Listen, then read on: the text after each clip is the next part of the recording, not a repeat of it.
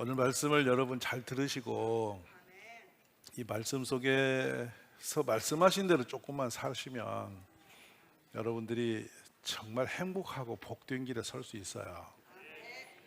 이게 우리에게 힘이 들고 나쁜 거라면 예수님이 이렇게 강조할 일이 없으세요.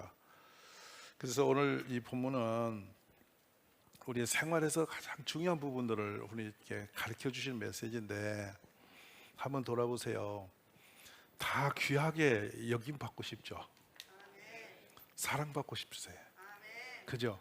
그렇게 칭찬 듣고 싶지 않으세요? 두 분만 아멘 하시고 나머지 그러면 다 욕먹고 싶으세요? 칭찬받고 싶으시죠? 여러분이 주변 사람으로부터 존귀해지고 박수받고 칭찬받는 그런 분 되시기 원해요. 그럴 때 전도도 되고 아멘. 그럴 때 내 인생도 가치가 높아져요. 오늘 본문은 무척 중요합니다. 그래서 보세요. 가정에서 싸움이 이렇게 부부 싸움이 일어나는 부분이 이거 안 지켜서 그래요. 상황은 다양하지만 이 부분이 내 삶이 안 되면 힘들어요. 같이 사는 거. 왜냐하면 당신은 나에게 이렇게 해라는 욕구사항은 있는데 나는 그렇게 살아내지 않거든요. 내가 원하는 걸 해주기 바라고 저쪽이 원하는 걸 내가 안 해주니까 터져요. 내가 일일이 다 말 안 쳐. 일일이 말하지 않는 것은 굳이 무슨 말을 그렇게 해. 그냥 사는 거지. 이러다 벽이 생기면 못 넘어가요. 그거. 상대가 원치 않는 것은 죽도록 하고요. 진짜 원해서 해야 할 건 안 하는 거예요. 그것이 어디서 펑크가 난 거냐면 이 본문에서 이 섬김이라는 것이 있어요. 여기 한 것이라는 용어가 나오거든요. 곧 내게 한 것이라고 되어 있어요. 이 한 것이라는 용어가 포에오라는 용어로 우리가 굳이 헬라를 가져오면 포에오라는 용어가 썼는데 이게 뭐냐면 당연히 해내는 어떤 상태를 얘기해요. 교훈수문 이제 다양한 이 섬김에 대한 용어들이 참 많이 나오거든요. 뭐가냐면 여러분 둘로스 들어보셨을 거예요. 둘로스도 들어봤고 우리가 서브런트라는 용어도 들어봤고 이런 용어들이 많이 이렇게 섬김에 걸려와요. 그런데 오늘 본문은 그런 용어와 상관이 없어요. 그냥 해내는 거예요. 해내는 거. 그 뭐냐면 해낸다는 것은 의지적으로 내가 이렇게 해야지라고 굳이 이렇게 계산적을 넣어버리면 안 되는 거예요. 그냥 몸이 그렇게 움직여져야 되는 거예요. 오늘 그래서 이 본문이 무척 중요한데 예수님이 이 말씀 하실 때가 십자가의 죽음 바로 앞에서 하세요. 그러니까 이제 떠나시면서 마지막 제자들에게 앞으로 이 땅에서 예수님 안 계시는 사유에서 이 사유를 세우기 위해서는 이런 모습으로 성도가 제자들이 살아줘야 하나님 나라가 유지될 수 있고 또 부흥할 수 있고 영문 구원이 일어날 수 있기 때문에 이 말씀을 주신 줄로 믿습니다. 자, 그래서 이 포에오라는 용어를 자체는 하다 이런 용어를 가지고 있는데 영어로 굳이 말하면 to do예요. 체질이화 되어 있어. 이렇게 그냥 해줘야 되는 것들. 한번 보세요. 여기 얼마나 이게 은혜가 되느냐면 억지로 어떤 것으로 해낸다면 부담이 돼요. 근데 그냥 우리 체질이 그렇게 되어 있으면 자연스러워요. 이게 행복하죠. 왜냐하면 보세요. 굳이 이거 주세요라는 얘기를 당연한 것을 굳이 주세요라고 그렇게 요구해서 준다라면 받는다면 그런 인생 버거워서 못 살아요. 그러니까 보세요. 이게 아주 쉬운 건데 이게 우리가 음식을 우리가 공급을 받았다고 볼 때 그냥 와서 물 잔 놓고 물 따라주면 되는 건데 잔을 주세요, 물을 따라주세요, 마시세요 이렇게 하면 쉬워요, 어려워요? 이거에 얘기하는 거예요. 지금 되게 쉽죠? 자연스럽게 돌아가야 되는 거라고. 그러니까 이게 얼마나 재미로운 거냐면 주방에서 누가 조리를 하면 그걸 운반하면 돼요. 근데 앉아서 버텨. 그럼 편해요? 너 차려와, 내가 먹을 테니 하고 버텨서 째려보고 서 있어. 그럼 이렇게 주방에서 그 요리를 하는 부인이 행복해지냐고. 그런데 그 차려놓으면 컵, 물 따로. 그럼 어떻게 되죠? 이게 사역동사가 되면 그때부터 인생은 피곤해요. 같이 사는 게 이제 열이 오르기 시작해요. 이 선이 좀 지나가면 이제 끝나는 거고요. 여러분 어떻게 사세요? 이게 자연스러운 일상에서 계속 이게 순리적으로 돌아가야만 되는 건데 이것은 사람이기 때문에 가능하죠. 사람이기 때문에 가능한 선이에요, 이 선이. 이 무지몽매한 동물 세계는 이렇게 할 수가 없어요. 신비하잖아요. 종종 여러분이 이 요즘에 뭐 쇼츠니 뭐 이런 데서 보면은 그 개들이 하는 거를 되게 사람스럽게 하는 걸 보고 감동 먹는 장면이 있거든요. 어느 장면을 보면은 이런 거 있잖아요. 때가 되면 밥그릇 물고 주인 앞에 가서 앉아 있는 거예요. 주인이 밥그릇을 참기는 게 아니고 자기가 필요해서 자기 거지만 갖다 놓고 주인을 쳐다보고 있어서 밥을 주면 그걸 물고 자기 동료한테 가서 새끼한테 가서 주고 또 자기는 서 있어. 그때 우리는 뭐 하죠? 따라서 감동. 지당히 지가 먹어야 할 건데 자기가 그 도리를 알고 그 상황에서 그걸 하니까 우리는 거기에 맛이 나는 거예요. 같이 있을 이유가 있는 거고. 그러니까 사람은 쫓겨나고 개는 자꾸 침대까지 올라오잖아. 맞죠, 안 맞죠? 개가 사람 대접받고 사람이 개 대접받아요. 지금 뒤집어졌어. 왜 그렇게 됐냐면 사람이 사람 노릇을 못해서 그런 거야. 여러분 괜찮으세요? 옆에 분하고 인사해봐요. 개 대접만 또 못하는가? 개 대접이라도 받고 사는가? 여러분이 개만큼만 대접받아도 인생 괜찮은 사람이에요. 요즘에 개는요 계절마다 옷 갈아입히고요, 때에 따라 샴푸해주고요. 혹시 남편 샴푸해주는 분 계세요? 근데 강아지는 샴푸해줘요. 그거 신나다고 개만 또 못해 지금. 왜 이렇게 되냐? 이 본문에서 우리가 걸려드는 건데 그냥 지나간 이야기로 편히 들으십시오. 고린도전서 3장 5절에 이 부분을 사역동사로 바꾼 용어가 나와요. 이게 디아코노스라는 용어예요. 디아코노는 뭐냐면 사역하다라는 뜻이에요. 목사가 이렇게 이 업무를 보는 것이 사역하는 거예요. 이게 디아코노예요. 그리고 신분적으로 종이 되어서 노예가 되어서 살아내는 것을 우리는 둘로스라 그래요. 다 이건 자기 직분 때문에 할 수밖에 없는 상황이에요. 근데 지금 오늘 이 본문에 나오는 하다라는 뜻은 그런 어떤 신분적 개념이 아니고 자연스럽게 해내는 거예요. 멋있죠, 여러분? 아빠가 구두를 꺼내면 아이가 달려와서 이게 구두칼을 아빠 하고 이렇게 주면 그것이 하다는 뜻이 되는 거예요. 억지로 그 위치에서 그 일을 해야 할 사람이 그 일을 하는 것을 말하는 게 아니에요. 그냥 인생 자체 모든 부분에서 이렇게 살아낼 때 우리의 존귀해짐이 있다 그러는 거예요. 이게 자연스럽게 있죠. 길에 가다가 누가 이렇게 심히 붙이는 분이 계시면 손 붙들어 주는 거 바로 이거예요. 그게 본동사와 같은 거예요. 그 다음에 누가 힘든 사람이 있으면 가서 붙들어 주는 거예요. 도와주는 거예요. 누가 무거운 짐을 지고 가면 가서 짐을 같이 들어주는 거예요. 이 거들어 주는 거죠. 이게 전부 다 여기 속한 언어들이죠. 예수님이 우리가 그렇게 살기를 원하신다는 것입니다. 그러면서 이 본문이 이제 좀 더 확산되어져 가면 갈라디아 5장 13절에 어떻게 나가냐면, 형제들아 너희가 자유를 위하여 부르심을 입었으나 그러나 그 자유로 육체의 길을 삼지 말고 오직 사랑으로 서로 종로로 되라. 여기 나오는 용어가 디아코노스예요. 사역을 하는 거예요. 이건 집사직과 같은 언어가 붙었죠. 그 직분을 받았으니 그 일을 해내야 된다는 거. 이거는 마땅히 해야 할 일들인데 지금 이 부분을 우리가 뛰어넘어서 본문은 그냥 하는 것이거든요. 근데 제가 이 부분을 좀 더 정밀하게 가져오고자 굉장히 고민이 되는데 쉽지는 않았어요. 근데 이렇게 있어요.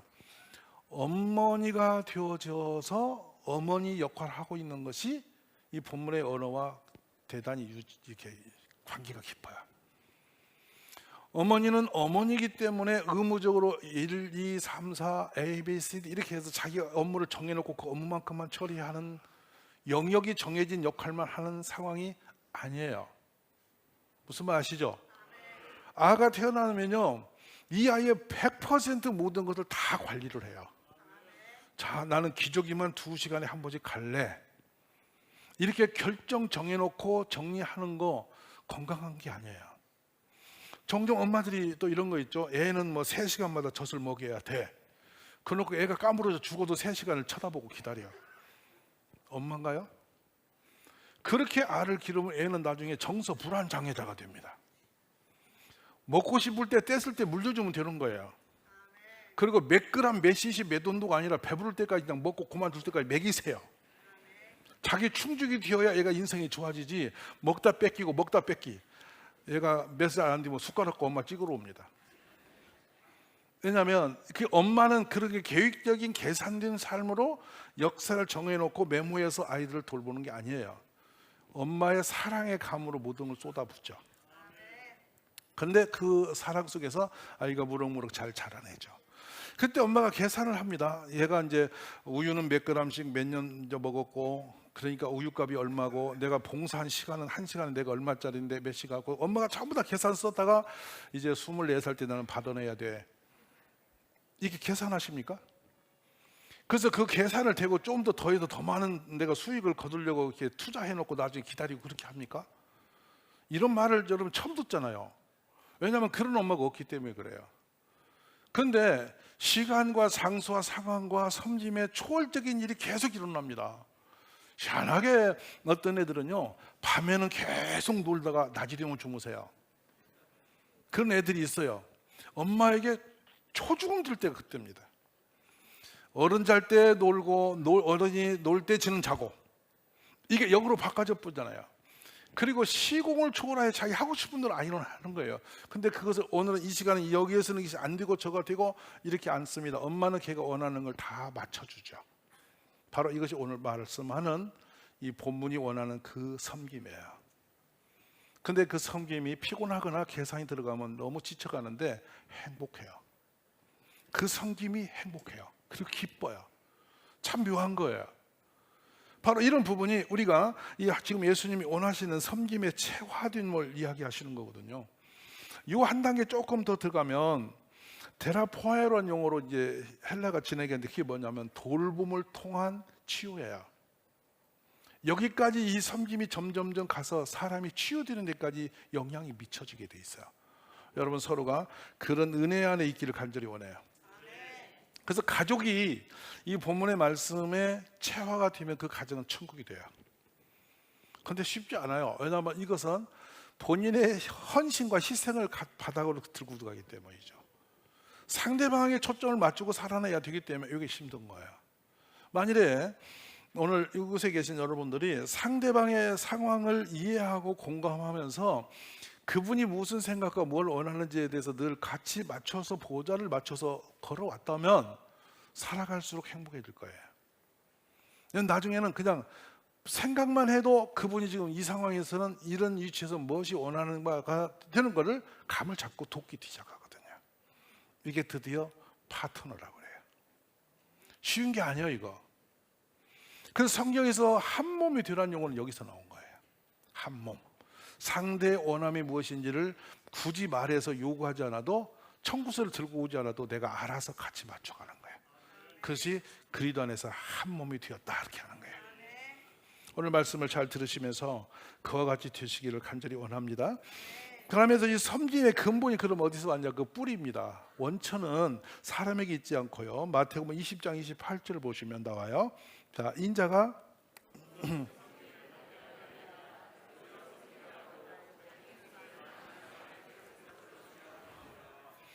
다시 띄워놓고 다시 옵시다. 주님이 오신 이유는 성령을 받으려 함이 아니고 도리어 섬기려 하고 자기 목숨을 많은 사람의 대속물로 주려고 왔다. 이게 목회론입니다.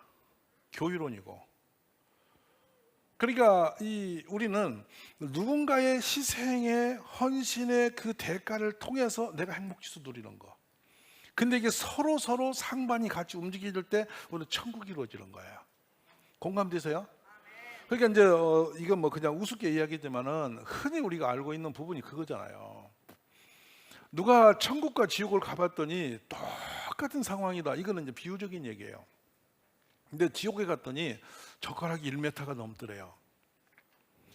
근데 젓가락이 1m가 넘으니까 젓가락으로 이제 외국인들에게는 포크로 음식을 찍었는데 너무 길으니까 내 입으로 안 들어가고 이렇게 가는 거예요. 그러니까 지옥은 서로가 이렇게 해서 자기 입으로 안 들어가니까 다 들고 서서 말라 죽고 있더래. 근데 천국은 서로 먹여주고 있어서 행복하더래. 이 본문의 원리와 같은 거예요. 좀 이해되셨어요? 자, 원리를 알아야 행할 테니까요. 그래서 여기 섬기려 하다라고 말씀하시는 이 부분이 사역적인 것을 초월해서 그냥 자연스럽게 해내지는 것. 오늘 그렇게 되시기를 간절히 원합니다. 자, 그런데 그렇게 그런 자연스럽게 해내지는 그 상대방이 누구냐가 중요해요. 만약에 오늘 여기에 사회적으로 지위가 높은 분이 지금 오시면 말하지 않아도 좋은 차, 좋은 그릇에 여러분이 다 머릿속에 가서 이렇게 곁에 가서 섬기려는 마음들이 있고, 섬기하면 되게 행복할 거예요. 그 사람에게 뽑혀 섬길 때. 맞아 안 맞아? 오늘 다 바꿀게요. 우리 교회에 대통령이 오셨대. 그 점심 대접할 사람 하면 열받아 집으로 삐져갈 사람 있어요? 에이 내가 왜 굳이 그 밥을 하냐, 꼭 그런 걸 때 나를 시키네 이러고 열받아 갖고 시험 든 사람 있어 없어? 옆에 분 얼굴 봐. 그분이 그럴 사람인가? 어떻게든지 집에서 손을 잡아서라도 그 앞에서 한마디 더 걸치고 사진이라도 한 장 남기고 싶어 할 거예요. 맞습니까 안 맞습니까? 근데 세상에 흉측한 분이 오늘 교회 왔더니 그분 좀 모시고 대접을 하면 시험 들어 안 들어? 상상해 보세요. 지금 그 부분이, 이 부분이 우리가 체화적인 섬김이 몸에 들어왔는데 그걸 가지고 대해야 할 상대가 높고 멋지고 훌륭하고 성공적인 사람이 아니고 가장 형편이 없이 낮아져서 강도 만난 사람, 환난당한 사람, 근본이 가난하고 천박한 사람, 파산당한 사람, 인격적으로 이 하로 내려가서 망가져 있어서 누가 봐도 머리가 아픈 사람, 그 사람을 섬기러 가는 거야. 이해되세요 안 되세요? 자, 여기서 여러분이 생활로 끌어가면 되게 쉬운 게 나와요. 연애할 때 둘이 앉아서 커피 먹을 때 커피를 놓고 대화하며 서로가 주고받을 때 그 분위기하고 지금 결혼하고 살 때 분위기하고 같아요? 달라요? 양심껏 손 들어봐. 그때 같아 안 같아? 다 머리 흔들잖아. 말을 못 하겠어. 그래서 우리 막 인간 변했다 그러거든. 뭐가 사라졌냐면 이게 사라졌기 때문에. 섬김이 사라졌어요. 연애할 때는 아무리 못된 놈도 여자가 커피 흘리면 얼른 휴지 도와줘. 맞아 안 맞아? 근데 살다 보니 왜 엎질러? 이놈이 이렇게 됐어. 그놈이 그놈이야. 근데 뭐가 바뀌어요? 이게 심령이 변절이 된 거야. 그래놓고 화를 냈다가 뭘 그렇게 먹을 때만 엎질고 그래? 이렇게 혼내야 정상인 줄 알고 코치를 해요. 그 육군 사관학교 교관 선생님 돼갖고 연애할 때 그랬으면 이미 너구나 안 만났다. 그 얘기예요. 이 지금 성경에 나오시는 이 성님은 바로 그거예요.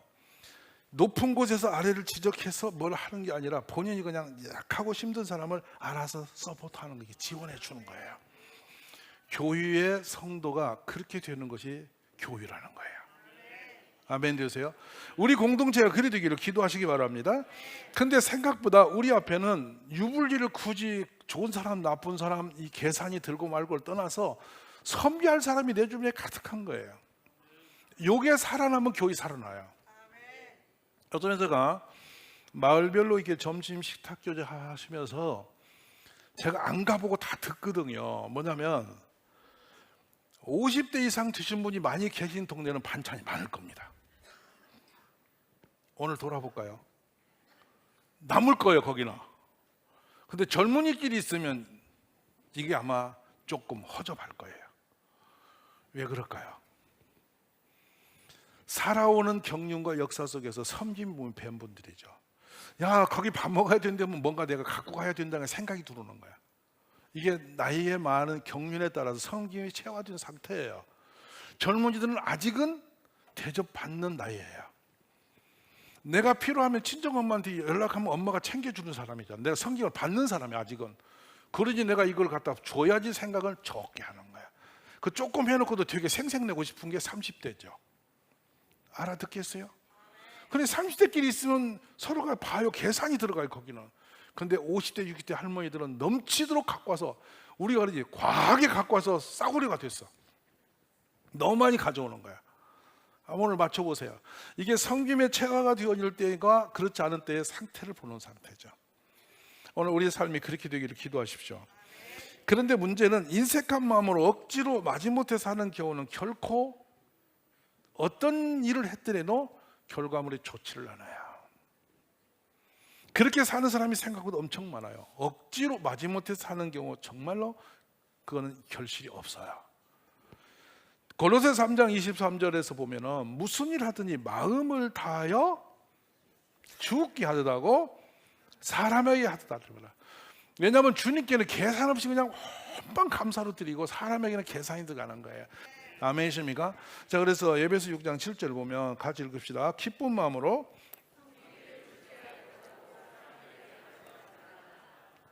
두 말씀이 상당히 우리에게 주는 동적인 메시지가 많은 부분이에요. 자, 이 말씀을 여러분이 새겨 들음이 있기를 간절히 바랍니다. 그 다음에 서로 종로로 하라 그랬거든요. 서로가 낮은 자세로 상대를 귀히 여겨라, 그 말씀이죠. 그러면 이런 말 하고 싶어요. 귀한 짓을 해야 귀하지. 근데 아니요, 가장 낮은 사람을, 미약한 사람을 섬기는 것이 진정성 있는 성비라고 말씀하세요. 이제 공감이 좀 되셨습니까? 자, 그러면 우리에게 그런 이웃이 있느냐가 중요한 거예요. 여기서 이제 우리의 몫이 들어오거든요. 기독교적 의미는 섬김으로 시작해서 성김으로 끝나요. 우리 예수님이 십자가에 우리를 위해 죽으신 것도 한편의 섬김의 역사예요. 이 섬김이 완벽한 사랑 안에서 주신 섬김이기 때문에 후회가 없이 된 거예요. 섬기고 후회한다면 그건 잘못 섬긴 거예요. 여러분이 누군가에게 대접하고 섬기고 나서 그것이 후회가 된다면 그 섬김은 가짜였다고요. 섬김의 의미는 뭐냐? 그냥 섬기고 뒤끝이 행복해야 돼요. 이게 진정성이. 엄마 그러니까 알을 기르고 그냥 행복한 거예요. 잠 못 자고 그냥 온갖 것 다 몸부림 다 해놓고도 행복한 거예요. 그 아이 크는 것이 행복한 거예요. 이것이 부모의 마음이고 진정성의 섬김인 거예요. 오늘 이런 섬김이 우리 자녀만 향해서가 아니라 약한 이웃을 향해서 그리 되기를 주의 이름으로 축원합니다. 그래서 옆에 분을 한번 인사해 볼래요? 제가 섬기겠습니다. 아멘.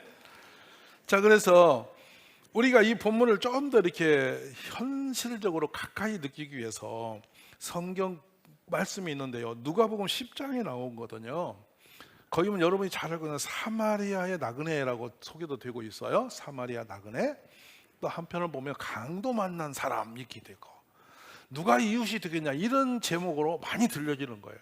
어떤 상태냐면 예루살렘에서 여리고로 가는 길에 한 사람이 강도를 만나서 온 옷을 다 뺏겨서 벗기고 얼마나 즐겨놓고 해놨는지 다 죽을 지경이 되어서 쓰러져 있다는 거예요.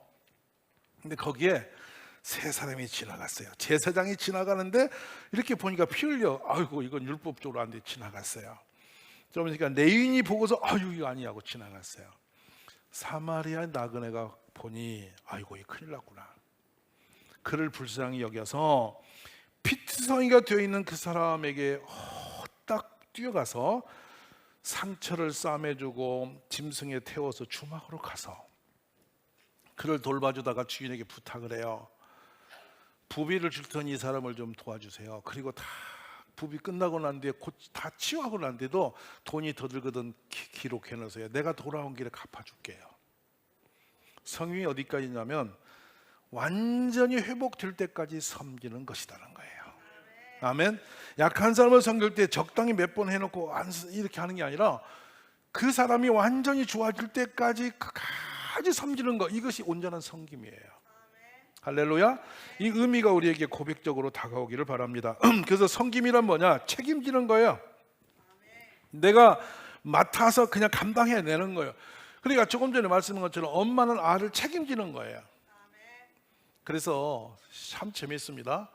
엄마 아빠가 같이 이렇게 있는데 보면은 아빠는 객관적인 역할만 합니다. 아버지 노릇만 해요. 근데 엄마는 인생 자체를 완전히 자기화해 버립니다. 이것이 진정한 섬김이에요. 앞으로 그런 믿음이 우리에게 일어나기를 주의 이름으로 축원합니다. 자, 작은 자 하나에게 하는 행위가 사람을 대하는 단순한 봉사에서 그치지 않습니다. 여기서 뭐가 나오냐? 심판대가 하나 걸리고 하나 축복과 연결이 돼요. 자, 그러면 마태복음 25장 31절을 한번 가봅시다. 심판장에서 이 섬김 때문에 결정이 납니다. 우리 운명이. 자, 봅시다. 인자가 자기 영광의 보좌에 앉으시리니 모든 민족을, 32절, 민족을 그 앞에 모으고 각각 구분하기를 목자가 염과 염소를 구분한 같이 하여. 자, 양은 오른편, 염소는 왼편에 논다. 대단히 중요해요. 자, 주님이 와서 이제 우리를 심판대 앞에 세웠을 때 여러분 그러면 양의 무리 쪽으로 갈 것 같아요? 염소 쪽으로 갈 것 같아요? 섬김의 그 결론이 여기서 정리가 됩니다. 그래서 그날 심판의 기준이 뭐냐면 내가 줄일 때 먹을 걸 주고 목마를 때 마시게 했고 나그네 들을 때 영접했고 헐벗을 때 입혔고 병들 때 돌봤고 옥에 갇혔을 때 살폈다. 이것이 우리의 운명을 결정할 수 있는 자리다. 그냥 제자들이 말합니다. 에이, 예수님 언제 그런 경우가 있었어요? 그런 적이 언제 있었어요? 이렇게 말해요. 우리도 그러지 않겠어요? 지금 여러분 보세요. 예수님이 직접 이게 내가 예수다 하고 누워서 피 흘리고 계시면 못 갈 사람 있어 여기? 한 분도 없을 거예요. 근데 예수님은 그렇게 우리 앞에 오시지 않는다는 것이 문제예요. 가장 약한, 가장 초라한 사람으로 우리 중에 오는데 이 40절 다시 읽어봅시다. 임금이 대답하여 이르시되 내가 진실로 너희에게 이르노니 너희가 여기 내 형제 중에 지극히 작은 자 하나에게 한 것이 곧 아멘. 감동이죠. 오늘 이 말씀이 우리에게 믿음으로 다가와지기를 바랍니다. 그래서 일상 속에 계속 작은 사람과 만남이 계속 있는데 그 모든 것에 하나 기준을 두세요. 나를 위해 살지 말고 당신을 위해 살겠다. 부부가 계시면 얘기해 보세요. 내가 아니라 당신을 위해 살게요. 말하고 싶지 않으세요? 옆에 계시면 나를 위해 살지 않고 당신을 위해 살아볼게요. 이거 고백하세요. 이것이 바로 섬김의 축복의 시작이에요. 이게 일방적이 아니라 서로 상방적입니다. 상호관계적입니다. 이런 축복됨이 일어나기를 기도하시기 바랍니다. 그래서 우리 주님이 그렇게 살려면 딱 한 가지 먼저 전제적 조건이 있는데요. 마태복음 16장 24절입니다. 이에 예수께서 제자들에게 이르시되 누구든지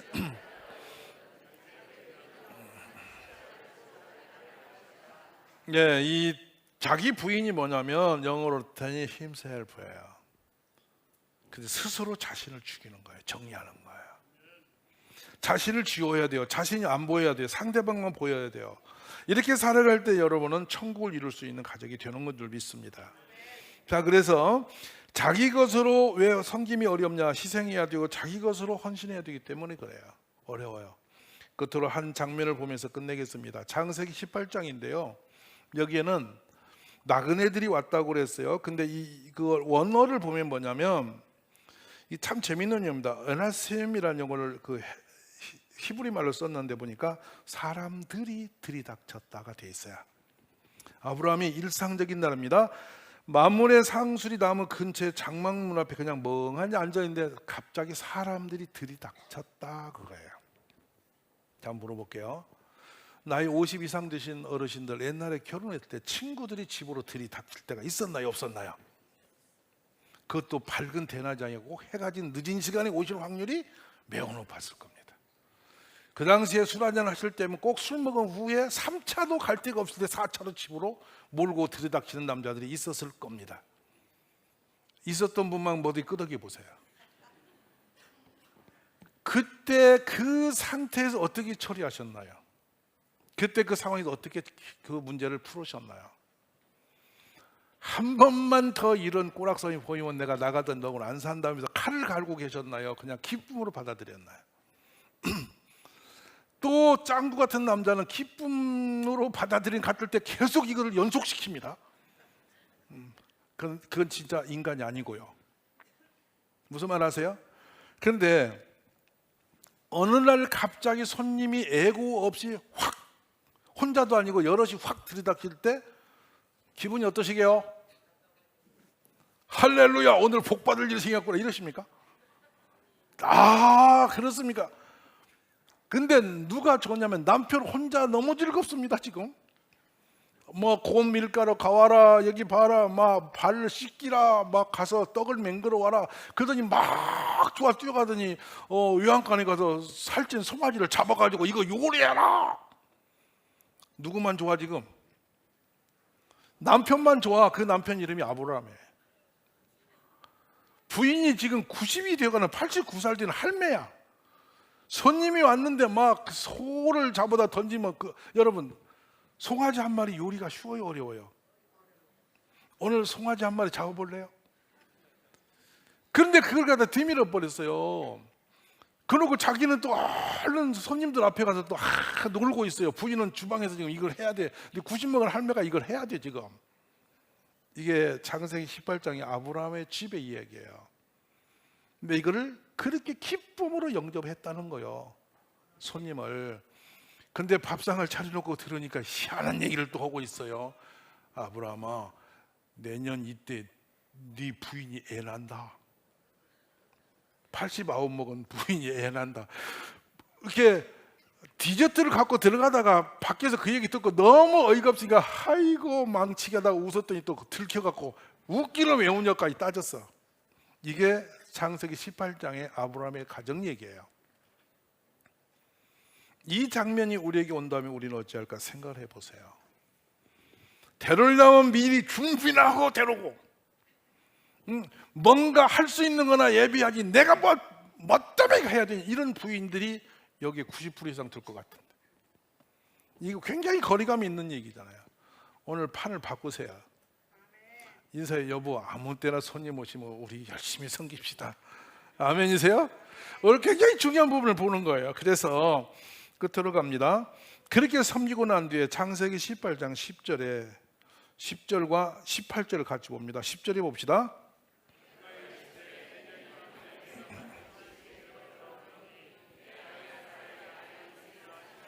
사라가 그 뒤 장막 문에서 들었다. 자, 18절.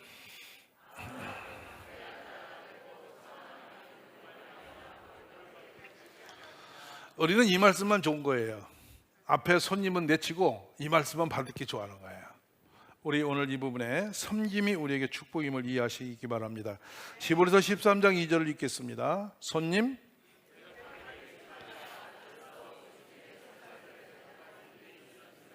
아멘.